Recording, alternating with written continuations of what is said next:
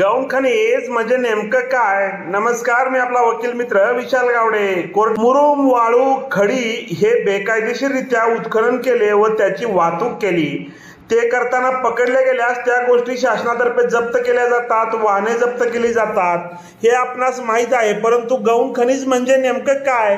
महाराष्ट्र जमीन महसूल अधिनियम 1966 च्या कलम 48 मध्ये गौण खनिजाबाबत तरतूद करण्यात आलेली आहे। कलम 48(1) प्रमाणे पृष्ठभागावर किंवा भूमिगत असलेल्या कोणत्याही ठिकाणी सर्व पडीक किंवा कार्यरत आणि जुने ढिगारे, खड्डे, शेततळे, बंधारे, नाले, खाडी, नदीची पात्र आणि अशा इतर ठिकाणासह जे काही मिळून येईल त्याला गौण खनिज म्हणून घोषित करण्यात आलेले आहे व ते राज्य सरकारने आरक्षित केलेले आहे। त्याचे बेकायदेशीर उत्खनन केल्यास व वाहतूक केल्यास दंडात्मक कारवाई व जप्तीची कारवाई होते।